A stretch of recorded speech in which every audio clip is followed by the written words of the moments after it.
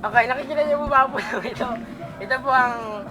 Naniniwala po ba ito kayo? Ito ay kamoteng kahoy. Ito po ay lumaki ng kamoteng kahoy siya. Kaya tawagan dito ay giant kamoteng kahoy. Ito po yung dahon niya. Pero makikita sa baba, may dahon na pinapas. Iba na po ang tawag dito ng mga scientists. Hindi na po ito, kung may scientific name po ito, iba na po. Kasi dito nagsisimula ang new species. Ayan. Kasi ito po yung kamuting kahoy na lahat nandito na, pwede kang mag-gym.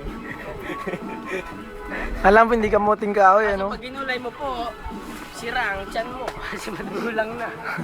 Hindi magulang yan dapat. Tingnan nga, sample. Ito po, magulang na. Oo, nagugulay to, ginagataan to. Ito pa nga pinanggano. Yung talbos niyan. Di ba tinatanim to by tangkay? Paano ba tinatanim to?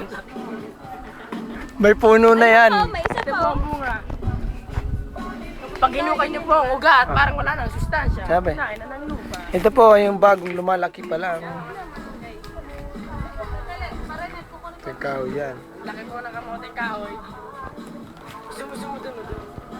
Zoom mo kasi wala nakikita ang bahay. Parang hindi ko pa ito.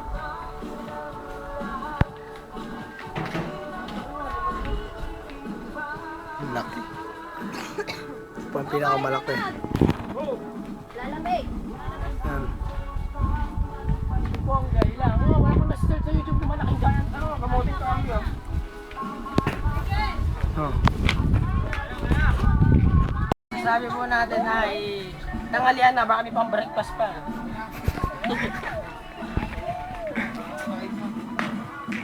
Tutoy sa akin ng kain.